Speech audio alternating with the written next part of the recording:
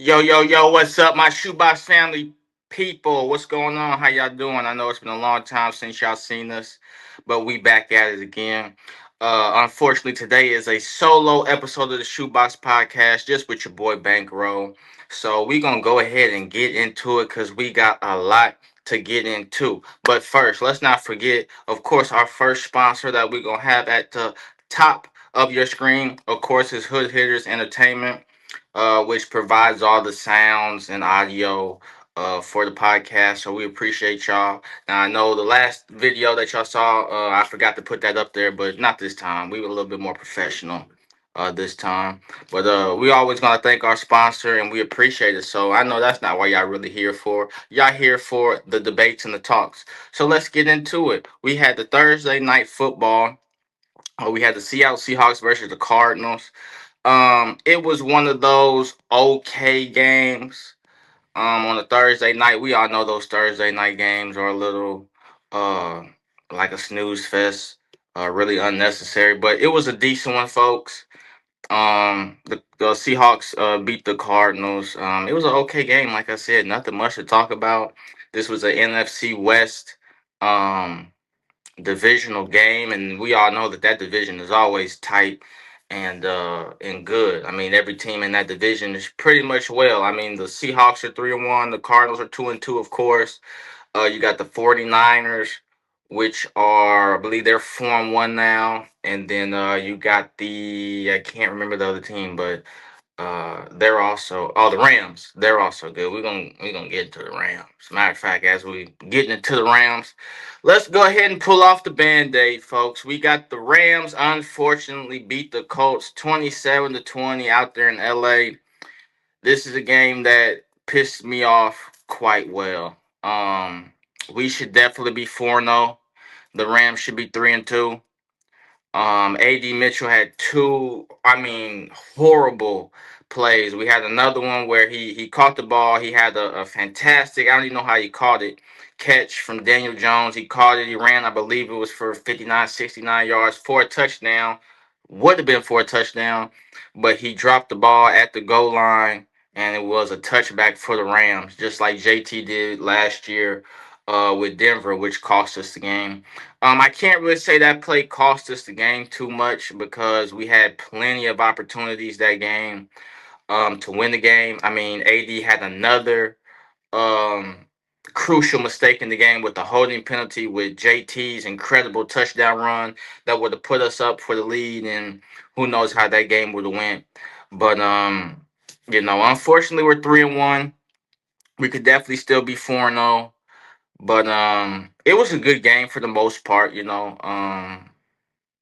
Defense played okay. We need some better corners. We had Xavier Howard was out there getting cooked.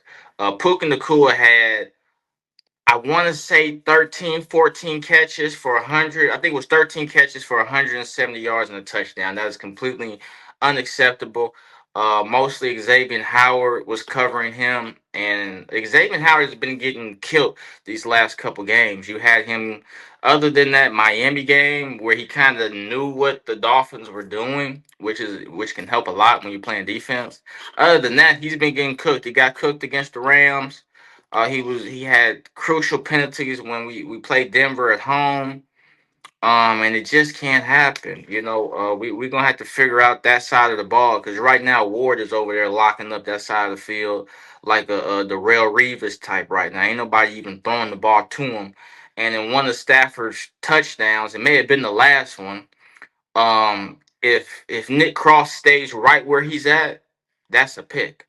Ward played that tremendously. He led the wide receiver to cross his area, and Cross fell for the pump fake, looking at the Matthew Stafford's eyes, and he fell forward and he threw the ball right behind him for a touchdown. So Ward's over there doing this thing, but as far as Howard, we're gonna have to figure it out. I know Kenny's out.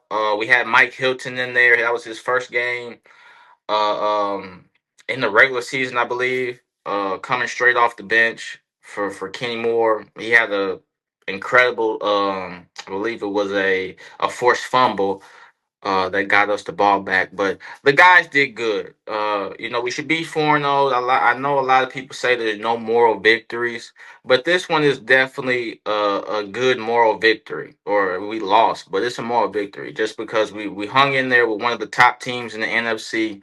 Which if we make the Super Bowl, we would, of course, face the Rams if they also make it.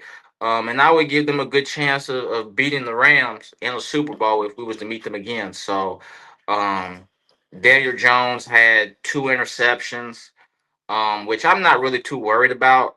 The first interception was to AD Mitchell, of course. You look in AD's way, it seems like you got the fumble at the goal line, the holding penalty for JT's touchdown, and then the Daniel Jones interception. I mean, those are just three costly plays that we're looking at your direction, and you ain't making the play. So, and then at the end of the game, throwing the ball to Michael Pittman, trying to get the touchdown with a minute to go in the fourth quarter. I believe we're at our 20 or 30, and we needed a touchdown to win the game. It's kind of one of those plays you got to get a chunk to possess the clock and work the clock and try to either score a touchdown with a 2-point conversion to win the game or go on overtime. So, um, good game for the fellas. It could have been better, but hey, I'll take 3-1 better than 1-3. And while we're on the Colts, guys, let's talk about a subject that's ringing out there a little bit, but not too much, right? Now we got the Josh Allen versus the Daniel Jones for MVP. Wow, MVP. Now Josh Allen was the MVP last year, but of course, Lamar Jackson definitely could have been the MVP, but they gave it to Josh, which is okay. And once we go ahead and I show this graphic to you guys, right? Now look at me. Or look at that layout for a second. Okay, well I get myself on the screen so you guys can see me at least. All right, there we go. So as you guys look at it, this is the Indiana Jones versus Josh Allen player stats right now. This is through week 4. Okay, we have not got to week 5 yet. So we got Indiana Jones is 3-1, Josh Allen's is 4-0. Okay, not bad, right? We all know Indiana Jones should damn near be 4-0, but it is what it is. You play the games, right? You got Josh Allen has a better passer rating than Indiana Jones at 109, and Indiana Jones has 103. The completion percentage around the same, right? 70%, 71 for Indiana Jones. You got the total touchdowns is 4 for Indiana, and you got 7 for Josh Allen, 1 turnover for Josh, and 2 for Daniel. This last game. And then when we look at the passes thrown to completed, you got 97 to 121 for Daniel, and you got 85 for 121 from Josh Allen. So when we're looking at all these numbers, they're pretty comparable, right? These are essentially the two best quarterbacks in the NFL right now, which a lot of people were not expecting for Daniel Jones to be a top quarterback in this league this far in the season. But so far, these are your two MVP front runners, and it's a tight race, right? We got to wait for next week to see how these guys continue to play. But right now, both these guys are playing at a huge, tremendous level. Um, and the fact that Daniel Jones is in an MVP race, right? For us Colts fans, for our quarterback to be good, period, is astounding. And the fact that we now have a quarterback that can be an MVP in this league, that's great for us. It's a great turnaround, and it's a great time to be a Colts fan. But you guys gotta let me know how y'all feel about this Daniel Jones versus Josh Allen MVP type of competition going on right now. Because as you guys can look on that screen and see the stats right now, it's a very, very tight race right now. And I'm pretty sure a lot of people would give it to Josh Allen at this point, but hey, you gotta let the season play out and see how that goes. So again, let me know in the comments how you guys feel about this subject to see Josh Allen versus Indiana Jones. You guys gotta tell me what's up and tell me, if you guys like that or not. Let me know. All right, so let's get on to the next subject. Right, we had that Sunday night football game, which was a wild one. You had the Green Bay Packers and the Dallas Cowboys ending a tie 40-40. Green Bay hosts a record of 2-2-1, while Dallas holds a record of 1-2-1.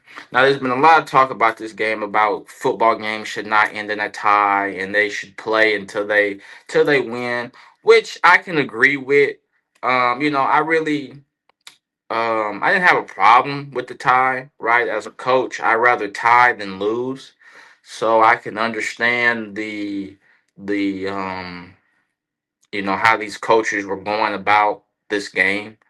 I've seen a lot of people talk about we should do like kicks from the 45 and 50, from 45 yards out, 55 yards out, and 65 yards out. And kind of like how soccer, how they do it, and see how the kicker makes the kick. And let's say a kicker makes the kick at 45 and then the other kicker misses it. So then that team would win. That could be an idea. Or maybe we could do like a college where they start from the 10 and you got to score a touchdown in one or two plays, and you can go like that. But I don't really have a problem with a tie. I didn't catch this game, but highlights and things I saw of that nature, it looked like a very great game. This was the Micah coming back to Dallas game. And Micah actually made a game-saving sack on Prescott to end the game, which is wild. So this was essentially the Micah Bowl. We expected a lot of big things from Micah in this game. We expected Green Bay to kind of have some juice to them, to kind of come out and win this game. So we shall see. We shall see how that goes. Right. And then we had two Monday night games.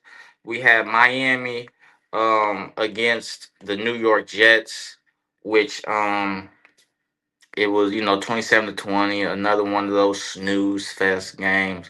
The big news that came out of this game was Tyreek Hill tore his ACL, dislocated his knee, and had a lot of other ligaments damage to his knee. So he's going to be out for the year. He's not going to be back until at least week 4 of next year, which we're already getting reports he'll probably be released by Miami. He's in his last year of his deal. So the last year of his 3-year, $90 million deal. So this will be his last year, or next year will be. So I'm pretty sure Miami will let him go, as reports have said. Again, because he'll be out for a year. And that them ACLs are a little tricky when it comes to things. You're gonna need a year off for recovery, and so that puts Tyreek to come back at about week 4 of next season if everything goes great for him. And then we had the Bengals against the Broncos. The Broncos beat the brakes off the Bengals 28-3. That was another one of those what we call snooze fests. All right, we got our new snooze fest alert, because a lot of these games on Thursday and on Monday nights be a little bit of snooze fest. It'd be bad teams playing, so we got to introduce y'all to the snooze fest alert. All right, so that was all that of the football realm. All right, now we're gonna kind of get into what we got. Banks World News Report. All right, it's a little low report today. Nothing really to report on, right? Only thing I gotta say about the war right now is about the federal interest, right? The federal interest just went down a quarter of a point, which really doesn't have too much effect on the rates at the moment. It's a small decrease, but it's a great decrease because it's showing that the interest is starting to decrease, so that people can go out and buy cars and homes with mortgages, and your credit card rates won't be so high. So as of right now, the Fed lowered the interest rate a quarter of a percent. In good news, they are looking to at least drop it 2 more times at this year. And then unfortunately, they say probably the beginning of 2026, the rates will go back up, however they go back up. So If you're looking to buy a new car, go out there and get a new mortgage. Interest rates are a little iffy still right now, right? Check them out at the beginning of the year. You may be able to get some deals before the new year starts, and then they kind of bump shit back up. So go ahead and check that out. And of course, your credit card rates will be a little lower, but the world is still expensive right now. Food, gas, I mean, clothes, just everything is expensive. With all these tariffs, they just dropped some new tariffs on kitchen appliances or kitchen cabinets rather, and wood and things of that nature. So the world is getting expensive. So I'm here to tell y'all what's new in the news world and keep y'all informed, right? So we're gonna shift from the world news, which can be a little depressing, right? We're gonna get into some fun facts, right? Let's get into the WNBA, right? Because a lot's been going on in the W. We won't get all into it in this episode, but the first thing that we're gonna start with is Asia Wilson, and her name is Alana Smith wins the Co-Defensive Player of the Year award. Now let's go ahead and get those stats up for the ladies, right? Just so y'all guys can see how good that they've been. And since it is a defensive player of the year award, never seen a co-defensive player of the year award. Um, in my time, right? So we got Asia had 10 rebounds a game. Alana had 5.1. You had Asia had 1.6 steals a game. Alana had 1.3. And you had Asia had 2.3 blocks. And Alana had 1.9 blocks. Now, I know you guys are looking at these stats. You're like, how is this a award? Me and you both. If we look at the rebounds, she's smoking her about five more rebounds a game. She's getting, if you learned in school, if it's past five, you round up. So if we want to go right to Asia saying 1.6 steals, we can say that's two, and Alana has one. Um, so of course two is better than one in the steals range, and if we're going to blocks per game, you're looking at two and two. So pretty much she's getting almost a steal more a game and definitely five more rebounds a game, right? But the Lynx have the number one defense in the league, and Asia and the Aces have the number five defense in the league. So I guess I don't know about this one. I don't know why they made it co.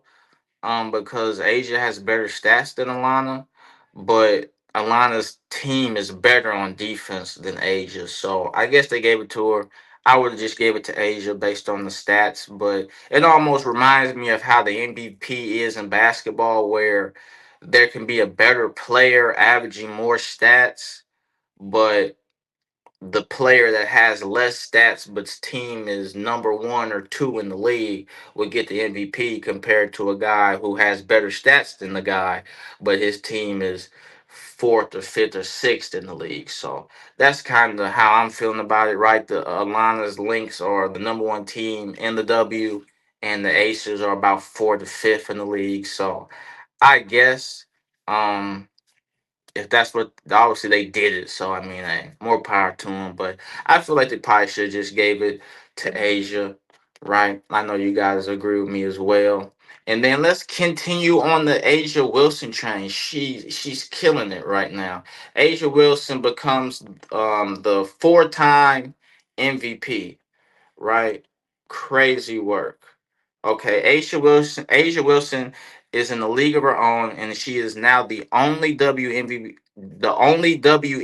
player to win the MVP four times. Right, that's over Candace Parker, Swoops. I'm not sure the third lady right there, but um, Asia Wilson is probably the greatest WNBA basketball player of all time. I know a lot of people would probably say those Comets teams are better, Cheryl Swoop, Candace Parker, but in my opinion, I think Asia Wilson is the best WNBA player that we've ever seen. I mean, you guys see the stats. She's won four MVPs that no other woman has had. Okay, she's already won, I believe, two. WNBA titles, I believe. Let me get while I'm talking. Let's go ahead and look at her stats, right? So Asia Wilson's 29. And this is Asia Wilson's resume right now at 29.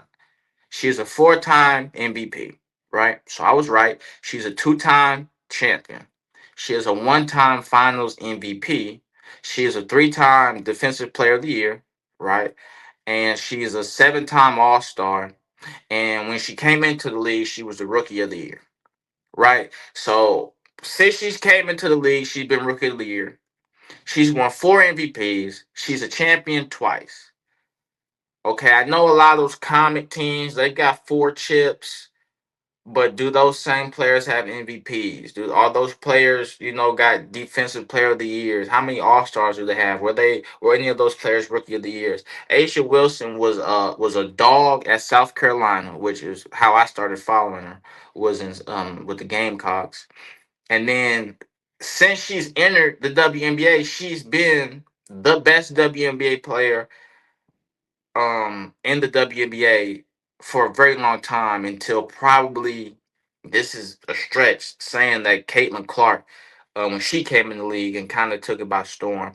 But I wouldn't even say Caitlin is better than Asia right now. So I mean Asia's out here doing incredible things. Right, when we look at her current stats this year, she's averaging 23 points a game, 10 rebounds, and 3 assists. Right, a walking double double. And so she's doing great. Her team has won 16 games in a row before the postseason started to be able to give her team a chance to win, or give her team a chance to make it to the WNBA playoffs, and that's just great, right? A great time. So, um, great job by her, and I hope that the Aces are able to do big things. Now let's go ahead and get into these WNBA playoffs, right? So this is the bracket right here, right? Right now we are at the Aces versus the Fever, and we are at the Lynx versus the Mercury, right? These are some great teams that are playing, and we can't wait to get ready for them. Right, so that's the bracket, and that's what's going on. Right. So when we look at these teams, go ahead and put that ticker at the bottom so you guys can see some of the scores now. Now, as these games had ended, right, the Mercury beat the Lynx, right, 3-1 to get to the WNBA finals. Right now, a lot of people had the Lynx winning this series. The Lynx have been the number one team in the WNBA pretty much from the start of the season. This game had a lot of different foul calls that weren't called that kind of impacted the game. Some people felt, um, but at the end of the day, the Mercury came out the better team and beat a top Lynx team to make it to the WNBA finals. And who will they face? Well, you guessed it. The Las Vegas Aces went ahead and finished the Fever 3-2 down there in Las Vegas. The Fever put up a great fight. Um, this Fever team did a great job. Okay, they went out and they faced a Atlanta Dream team and beat them 2-1 to get to the semifinals to play the Aces.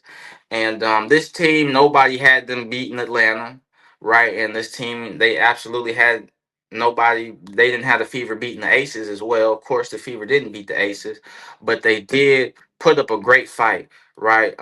Mitchell got hurt in this last game in game 5, and she had to be taken to the hospital because she has a medical condition in which her legs had unfortunately just stopped firing. Um, and so the Fever were close in that game before she got injured, but after she was out, I mean, our Fever just couldn't continue to push it along with all the injuries that we've had. We've had Caitlin out, Sophia's out.